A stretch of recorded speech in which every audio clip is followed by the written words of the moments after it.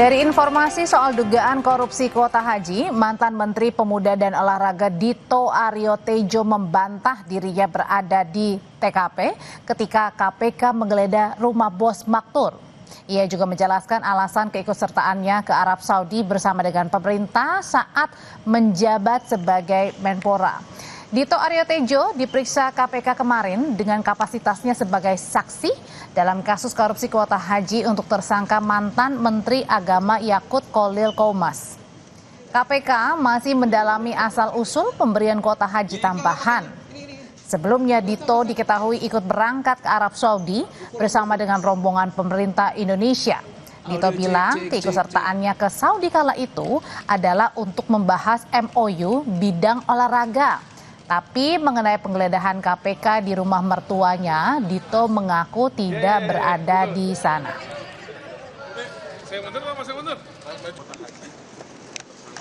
Memang yang ditanyakan lebih detail saat kunjungan kerja ke Arab Saudi. Waktu itu saya mendampingi Bapak Presiden Jokowi. Kebetulan waktu itu olahraga menjadi sektor yang kerajaan Arab Saudi ingin kerjasama. Jadi waktu itu ada tantangan MOU juga.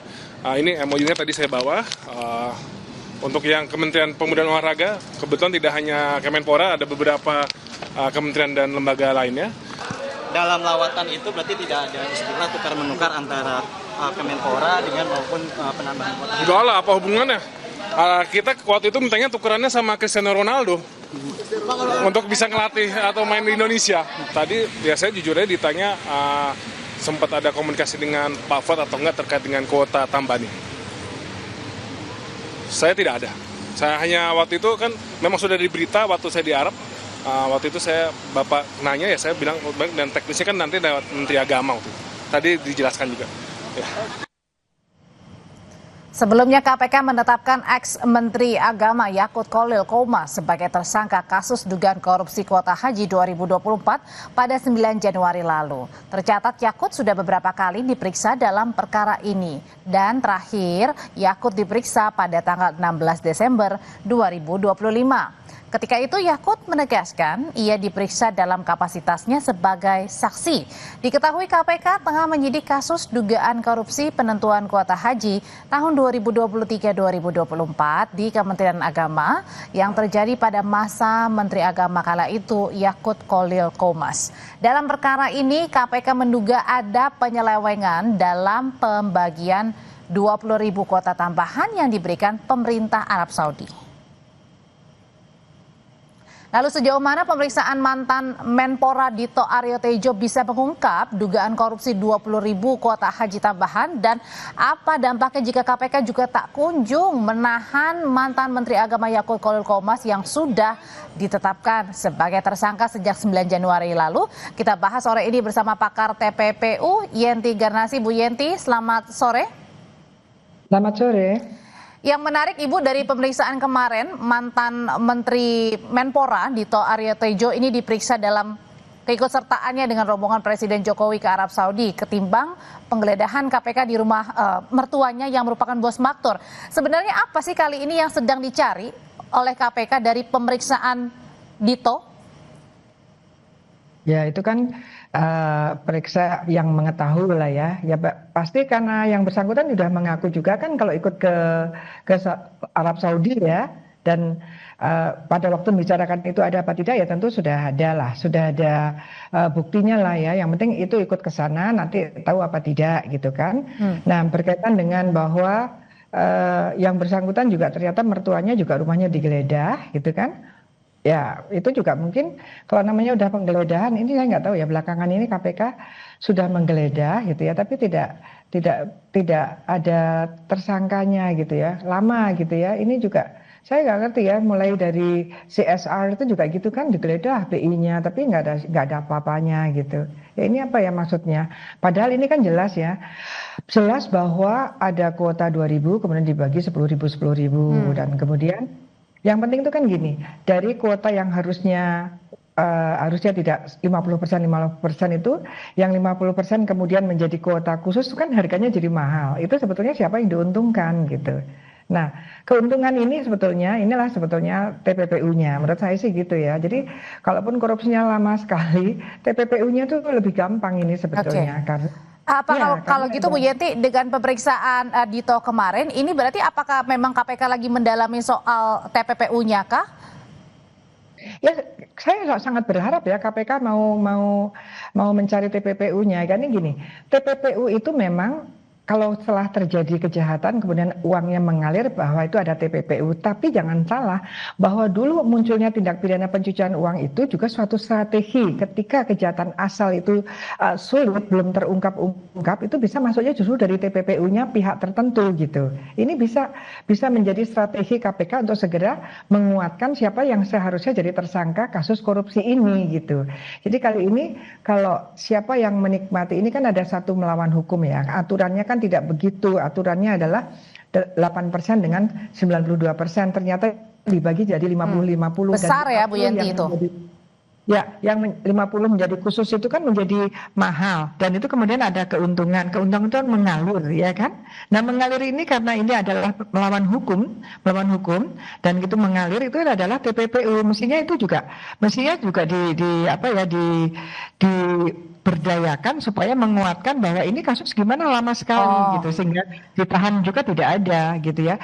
Dan KUHAP ini sekarang sebetulnya gini, KUHAP itu mempersulit ditahan walaupun syarat KUHAP itu menjadi 7 ya, bukan hanya 3 dulunya, tapi itu tidak harus semuanya, salah satu juga boleh gitu ya. Jadi rasanya ada pemahaman bahwa sekarang menahan itu sulit karena seolah-olah syarat menahan yang 7 itu semua terpenuhi. Tidak, salah satu udah cukup gitu. Berarti artinya dengan kalau kita mengacu kepada Yakut Kholil yang sampai sekarang belum ditahan sejak kemarin tanggal 9 Januari sudah ditetapkan sebagai tersangka, Bu Yenti, apakah ini jangan-jangan bisa berpengaruh pada keamanan barang bukti yang bisa saja jangan-jangan dihilangkan karena belum ditahan tersangkanya?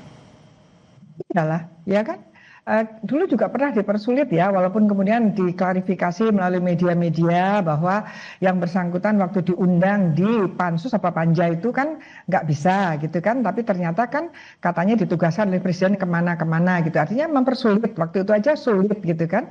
Nah sekarang kalau memang KPK sudah menentukan tersangka dan kemudian mau cepat ya harusnya ditahan saja gitu, ditahan biar semakin cepat ya, semakin cepat terungkap. Nggak mungkin kan hanya 2 saja, ini kan tersangkanya hanya 2 ya, baru 2 kan, staf sus dan menteri. Ya, sementara dan Yakutnya yang menjalankan itu bukan itu gitu kan, yang menjalankan itu kan bukan dari menteri dan staf sus saja, tetapi ini adalah ada yang kemudian pergerakan-pergerakan yang menjual lah ya, menawarkan yang dari 8% jadi 42% itu yang di luar dan mengurangi dari yang 92% menjadi 42% itu yang dijual menjadi haji khusus ya kan. Bu Yenti, itu kan harus dikejar ya. Ya, Bu Yenti, kalau misalnya kemarin dalam keterangannya Dito mengatakan bahwa ia menemani Pak Jokowi di Arab Saudi saat penambahan kuota haji begitu, diperiksanya seputar itu. Nah pertanyaannya kenapa kemudian ia diperiksa padahal ia kala itu adalah Menteri Pemuda dan Olahraga? Iya, ya tadi kan sudah dijelaskan Menteri Olahraga pergi ke sana mau ngapain gitu kan. Ya sekarang gini deh, ya waktu itu kita nggak tahu, ya dia Menteri Olahraga gitu kan, Menteri Olahraga ikut ke sana. Tapi belakangan kita tahu ternyata mertuanya ada keterlibatannya dalam ini ya, kalau menurut dia kan. Nah, ya berarti kan ada lengket ya. Semua kasus korupsi di Indonesia itu pada umumnya itu karena ada konflik of interest gitu ya.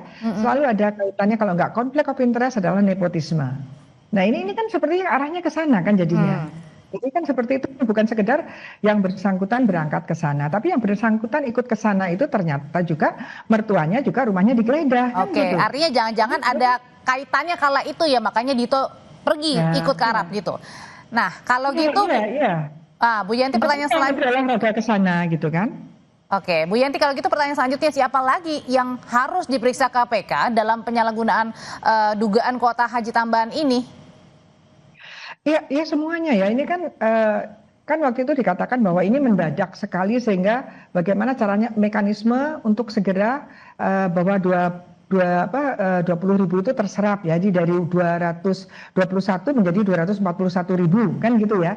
Ini kan tidak mudah katanya, tapi tidak mudah itu kan ada mekanismenya. Jadi semua orang yang terlibat dalam pembagian 20.000 itu harusnya diperiksa semua gitu ya. Jadi bukan hanya 2 orang begini saja ya, nggak adil juga gitu menurut saya. Masa menterinya saja, menteri pasti di atas ya, tapi pelaksananya itu bagaimana gitu. Dan yang penting adalah ketika mengurangi jatahnya masyarakat yang kuota umum itu tadi yang tidak khusus, itu kemudian menjadi khusus dan itu ada keuntungan di sana dan ada kerugian di masyarakat yang harusnya mendapatkan haknya.